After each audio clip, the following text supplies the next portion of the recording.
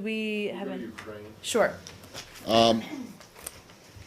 So you made no secret of the fact that you weren't going to recognize these elections that were held in the East by the separatists. Not only did the Secretary and the President say this, and the Vice President say it, and you and spokespeople from every other building, but the Europeans joined you, and they went ahead and did it anyway. What do what do you make of that? Well, we, of course, as you mentioned, but let me just reiterate, since you gave me the opportunity, the United States deplores and does not recognize yesterday's so-called separatist elections in eastern Ukraine, nor do we recognize any of the leaders chosen in this illegal vote. We also welcome statements from the European Union, United Nations, France, Germany, and others rejecting these illegal and illegitimate actions. If Russia were to recognize the so-called elections, it would only serve to isolate it further. In terms of what it will mean for separatists, obviously we have a range of tools. I don't have any prediction on that in terms of what it will mean. Well, forget about the people themselves and whether they might be subject to any additional sanctions or any additional sanctions, but what does this mean in terms of U.S. policy toward the east of Ukraine? Well, we don't recognize the leaders. It's part of Ukraine, part of the Ukrainian government. Well, you say the same thing about Crimea too, and it clearly isn't part of Ukraine anymore, at least according to the facts on the ground. It is essentially Russian territory. Are you concerned that the same could happen in the east of what is of Ukraine? Well, obviously we remain closely watching what's happening on the ground, Matt, and we certainly wanted to make clear that we don't recognize the legitimacy to show that we would not be working with these leaders. And obviously we don't recognize that they are governing these parts of Ukraine.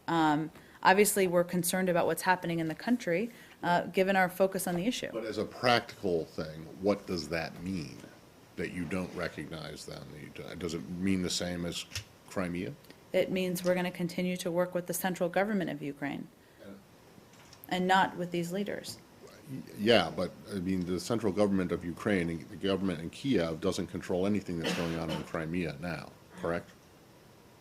Well, Matt, it depends on the part of eastern Ukraine, but No, I was just saying that in Crimea, which you don't recognize as being part of Russia now, you still regard it as Ukraine. correct. But the central government in Kiev has nothing to do with governing in Crimea right now.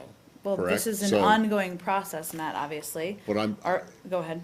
well, I'm just curious as what the practical, I mean, what are you going to do to stop this? If you're very much opposed to it, you've made that clear. But what do you do to stop it or to roll it back? Well, we have a range of tools at our disposal, but more importantly than that, we're going to continue to press for the implementation of the Minsk agreement and all of the specific steps that are included in there. The run-up to these elections on Sunday was pretty violent. Violations of the Minsk ceasefire deal on both sides. Did you have anything to say about that or do you have any thoughts about that late Friday and Saturday? Well, I think there were a couple of incidents over the course of the last several days, including around the Donetsk airport and other territory in eastern Ukraine. Russian forces and weapons have not all been withdrawn, obviously, as you've seen. Hostages must be released. These are a range of steps that have not yet been taken. We remain concerned about mounting reports that de facto authorities in Ukraine, Russian separatists are continuing to take aggressive actions around the country. And so that's something that we are repeating, we are conveying to Russian authorities in all of our conversation. We're also alarmed by reports and images of dozens of unmarked military trucks in eastern Ukraine carrying heavy weaponry and ammunition. These are all issues. New ones? New ones, yes, over the course of the last several days. All right, and then last week, I think it was Thursday, it certainly wasn't Friday because I wasn't here, but Thursday maybe, or Wednesday, you had some pretty harsh words about the Russian detainment, continued detention of this Ukrainian pilot. Has anything changed on that? She remains detained. This detention obviously violates Russia's commitment to supporting the Minsk agreement. Can I just ask, you said that if Russia were to recognise the so-called elections, it would only isolate the country even further. But I mean, Russia's actually said it respects the outcome of the poll, and said that those people who've been elected in these elections have a mandate to resolve the issues to try and re-establish normal life. So I guess what Moscow's trying to say is that in further negotiations with Kiev to resolve this political crisis, those people who've been elected in these elections should have a seat at the table. Well, Russia has made a range of comments, as you know, leading up to this weekend and over the weekend, and their response to the so-called elections has been out of step with both the letter and spirit of the Minsk agreements. Unless that came out in the last hour, I had not seen them specifically recognize the outcome of the election. I'd have to look and see if that's exactly what they did. But would you object to these elected officials having a role in further negotiations to resolve the political crisis Well, in as you know, Ukraine? there have been times in the past where Ukrainian authorities have invited in separatists to discussions and conversations. Obviously, now they're implementing the Minsk agreement, so we're at sort of a different point in time, but that's a decision for the Ukrainian leadership to make. Well, Joe's going to make an interesting point. I mean, you can say so-called elections, but people did actually vote. Now, it may not have been free and fair, it may not have met your standards, but people did vote. Do you believe that these people that they did elect have any legitimacy to represent people from that part of the country?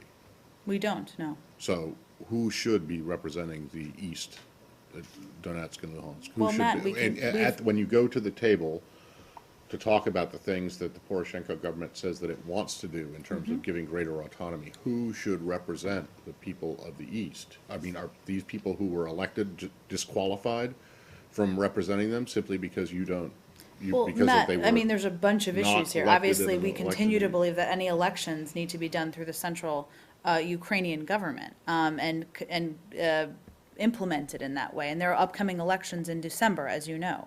But the second piece of it is there's obviously an agreement that is being implemented right now, the Minsk agreement. or not being implemented. Parts of it are being implemented. More needs to be done. There's no question about that.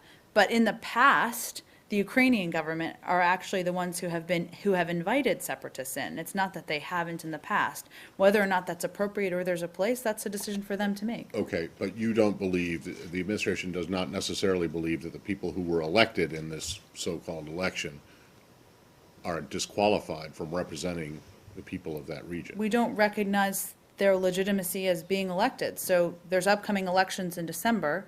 We'll Okay, rely on So if that. these people are re-elected in December, or are elected in the first place in December, I mean, simply being Mr. X, who got more votes than Mr. Y did in this election that you don't recognize, doesn't disqualify you from representing the people of that region, does it? Well, obviously, there are a range of individuals who may be guilty of other things who are involved in these elections, Matt. So we'll see what happens in December.